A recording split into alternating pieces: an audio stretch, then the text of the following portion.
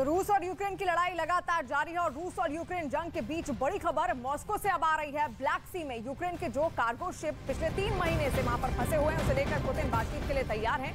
Moscow की ओर से कहा गया है कि यूक्रेन के कार्गो शिप की मूवमेंट फिर से शुरू हो और इसे लेकर पुतिन बातचीत के लिए तैयार हैं। दरअसल यूक्रेन के कई कार्गो शिप इस वक्त ब्लैक सी में फंसे हुए हैं। यूक्रेन के इन कार्गो शिप में यूरोप के एक्सपोर्ट किए हुए गेहूं और दूसरे अनाज भी लदे हुए हैं, जो पुतिन की सेना की जंगी जहाजों के पहरे की वजह से आगे नहीं बढ़ पा रहे थे। लेकिन अब बातचीत को लेकर तैयार हुए हैं यहां पर पुतिन। कई तरीके के उनको मनाने की कोशिश की गई और काला सागर में यहां पर यूक्रेन के कई सारे शिप फंसे हुए थे।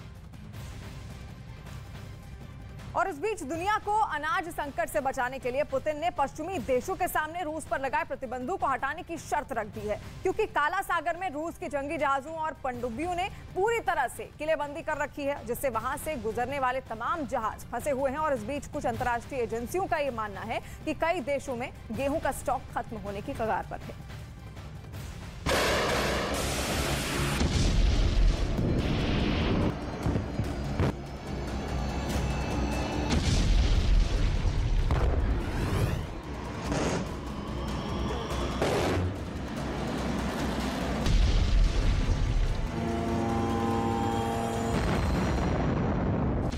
समंदर में रूस ने यूक्रेन के खिलाफ ऐसा चक्रव्यूह रचा है कि नेटो देश चाहकर भी ना तो यूक्रेन की कोई मदद कर पा रहे हैं और ना ही ज़ेलेंस्की इस चक्रव्यूह को तोड़ पाने की हिम्मत जुटा रहे हैं।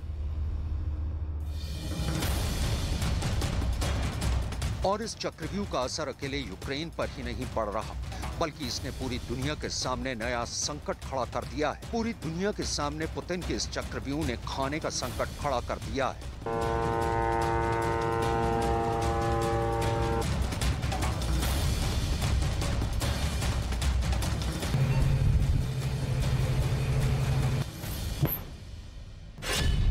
समंदर में रूसी चक्रव्यूह में फंसे ज़ेलेंस्की, काला सागर में यूक्रेन पर पुतिन पर पहरा।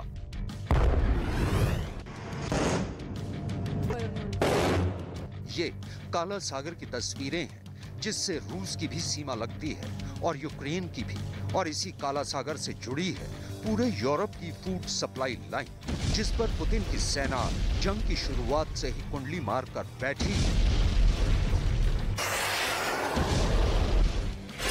ऐसी कुंडली जिसने यूक्रेन को यूरोप के देशों से जोड़ने वाले रास्ते को ब्लॉक कर दिया है। इस ब्लॉकेज की वजह से यूक्रेन का अनाज यूरोप और बाकी देशों तक पहुंच नहीं पा रहा।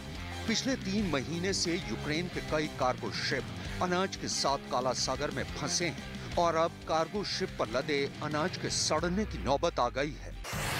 काला सागर में यूक्रेन के लिए रूस की घेराबंदी को तोड़ पाना मुमकिन नहीं है, क्योंकि काला सागर में यूक्रेन से जो समुद्री रास्ता यूरोप तक जाता है, उस रास्ते पर रूसी सेना के जंगी जहाज और रूसी पनडुब्बियों ने जबरदस्त किलेबंदी कर रखी है और इस वजह से वहां से गुजरने वाले तमाम जहाज अटके हुए हैं। इस घेरेबंदी की वजह से यूरोप और दुनिया के बाकी देशों की मुश्किलें क्यों बढ़ी हुई है, अब वो समझिए।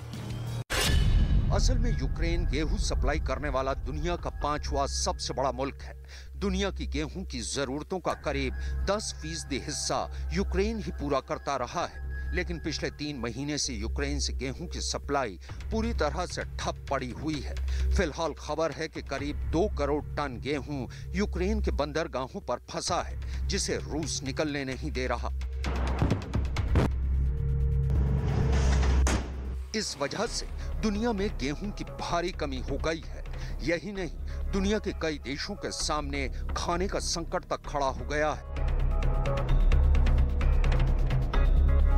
दुनिया के ऐसे दर्जनों देश हैं जो समंदर में यूक्रेन का रास्ता खुलने की बड़ी शिद्दत से इंतजार कर रहे हैं। खुद इटली के प्रधानमंत्री ने रूसी राष्ट्रपति पुतिन से बैठक की, जिसमें इस मुद्दे पर चर्चा की गई। लेकिन इस बैठक के दौरान रूस ने यह साफ कर दिया कि वो काला सागर से निर्यात तभी होने देगा जब पश्चिमी देश उस पर लगे सारे प्रतिबंध हटा देंगे। मतलब ये कि रूस काला सागर में अपनी ताकत के दम पर पश्चिमी देशों को झुकाने में जुटा है और पुतिन की इस रणनीति को यूरोपीय देश भी समझ रहे हैं। ब्रिटेन ने तो रूस के इस कदम को फिरौती के लिए बंधक बनाने वाला कदम बता दिया। ब्रिटेन के विदेश मंत्री ने कहा, रूस ने दुनिया भर के सबसे गरीब लोगों के बीच भूख और भोजन की कमी को हथियार बनाया है। प्रतिबंधों को हटाना संभव नहीं है। कोई तुष्टीकरण लंबे समय में पुतिन को और मजबूत बनाएगा। मतलब ये कि ना तो समंदर में पुतिन झुकने को तैयार है और ना ही यूरोप के देश पुतिन की शर्तों को मानने को राजी दिख रहे हैं। और इन दोनों के बीच पिस रही है दुनिया की वो आबादी जिन्हें ना तो युद्ध से कोई मतलब है और ना ही किसी की जीत हार से। उन्हें बस दरकार है 2 वक्त की रोटी की, जो इस जंग के बीच समंदर में पिछले 3 महीने से अटकी है।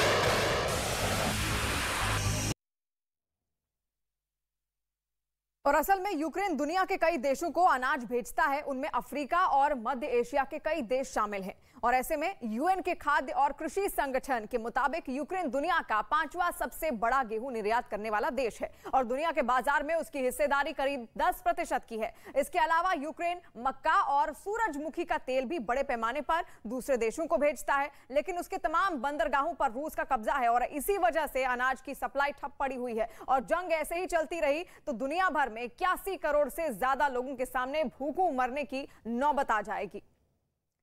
और वहीं रूस में 15 साल कारोबार करने वाली अमेरिकी कंपनी स्टारबक्स ने रूस छोड़ने का ऐलान कर दिया है। उसके साथ ही कंपनी मैकडॉनल्ड्स समेत उन कंपनियों की लिस्ट में अब शामिल हो गई है जो रूस छोड़कर जा चुके हैं। स्टारबक्स के रूस में 130 आउटलेट अब तक थे, लेकिन अब स्टारबक्स वहां पर अपना तमाम कारोबार समेट रही है। तो बड़ा फैसला यहां पर और बड़ा झटका रूस को लगता हुआ।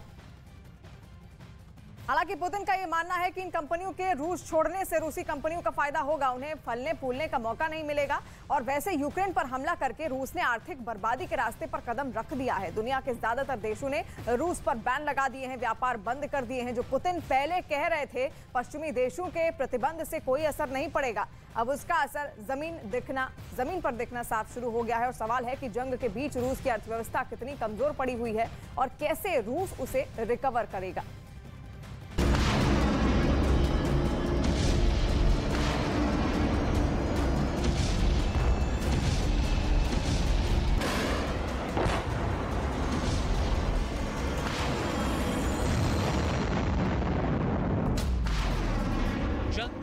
हर एक गोला यूक्रेन को उसकी तबाही के और करीब लेकर जा रहा है।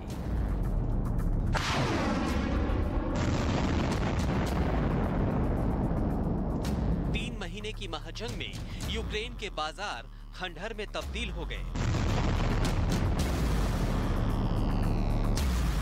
मिसाइल के हमलों ने कारखानों को तबाह कर दिया और बमों की बारिश में जो कल कारखाने और फैक्ट्रियां किसी तरह बच गईं, उन पर अब अनिश्चित काल के लिए ताला लटक गया है। लेकिन यूक्रेन में ये तबाही लाने वाला रूस भी इस तबाही से अछूता नहीं है। यूक्रेन में कारखाने तबाह हो रहे हैं तो रूस में मल्टीनेशनल कंपनियां अपना कारोबार समेट रही हैं। पुतिन यूक्रेनी बाजारों को खत्म करने में जुटे हैं तो इधर रूस से भी विदेशी कंपनियां वापस लौट रही हैं। पुतिन यूक्रेन की अर्थव्यवस्था को ध्वस्त कर रहे हैं तो उधर रूस को भी आर्थिक झटके पर झटका लग रहा है। इस जंग में रूस और यूक्रेन के बीच फर्क बस इतना भर रह गया है कि यूक्रेन पर गोले बरस रहे हैं और रूस के लोग महफूज हैं। लेकिन इस जंग को शुरू करने वाला रूस भी यूक्रेन से कम नुकसान नहीं उठा रहा। रूस से अब तक करीब दर्जन भर से ज्यादा बड़ी विदेशी कंपनियों की वापसी हो चुकी है। यानी इन कंपनियों ने रूस में पूरी तरह से अपना कारोबार बंद करने का ऐलान कर दिया। कुछ ऐसी कंपनियां भी हैं जिन्होंने रूस में अपने कारोबार की हिस्सेदारी बेच डाली और अब वो यहाँ से निकलने की तैयारी कर रही हैं। इस लिस्ट में कॉफी चेन चलाने वाली कंपनी स्टारबक्स का भी नाम जुड़ गया है। स्टारबक्स पिछले 15 साल से रूस में कारोबार कर रही थी। इससे पहले मैकडॉनल्ड्स ने भी रूस में अपने कारोबार को बंद करने का ऐलान किया था। मैकडॉनल्ड्स ने 32 साल पहले 1990 में रूस की राजधानी मॉस्को में अपना पहला रेस्टोरेंट खोला था। मैकडॉनल्ड्स के रूस में 847 रेस्टोरेंट थे, जिनमें वहां के 65,000 लोग काम करते थे। इसके अलावा फ्रांस की कंपनी रेनो ने भी रूस में अपना कारोबार बंद करने का ऐलान किया है। रूसी कार निर्माता कंपनी में रेनो की 68% हिस्सेदारी थी, जिसे उसने बेचने का ऐलान कर दिया। विदेशी कंपनियों के रूस छोड़ने पर पुतिन की पहली प्रतिक्रिया सामने आई है। पुतिन ने कहा, ऊपर वाले का शुक्र है कि कुछ विदेशी कंपनियां रूस छोड़ गईं। इससे घरेलू कारोबार को उनकी जगह लेने में मदद मिलेगी।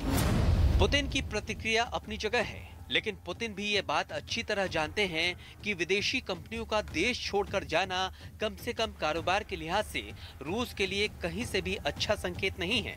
कोका कोला और पेप्सिको जैसी बड़ी कंपनियां युद्ध के बीच रूस में अपना प्रोडक्शन और सेल पहले ही सस्पेंड कर चुकी हैं।